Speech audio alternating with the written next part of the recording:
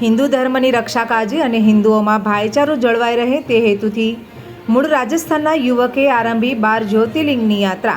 ડીસા ખાતે રહેતા અને મૂળ રાજસ્થાનના વતની એવા યુવાને ભીનમાળના ઝાલોર જિલ્લાથી આરંભી પદયાત્રા 5 દિવસે ડીસા આવી પહોંચતા પદયાત્રીની મનોકામના પૂર્ણ થાય એવા શુભાશીષથી જરૂરી દાતાઓ દ્વારા જરૂરી આર્થિક સહાય કરી પદયાત્રી યુવાને 2.5 થી 3 વર્ષમાં 12 જ્યોતિર્लिंगની यात्रा पूर्ण करवानो निर्धार કર્યો। जय श्री राम, जय गौ माता मित्रों। आज मेरा 12 ज्योतिर्लिंग का 5वां डे है और मैंने यात्रा शुरू की है भीनमाल जालौर से और मैं अभी पहुंचा हूँ डीसा में और आगे मैं निकल रहा हूँ पाटन की तरफ। तो मेरी कोशिश है कि आज मैं पाटन पहुंच जाऊँ और पाटन के बाद मैं द्वारका फिर सोमनाथ होके और फिर महाराष्ट्र में निकल जाऊँगा और 12 ज्योतिर्लिंग है और मेरा ये सफ़र है 2.5-3 साल का।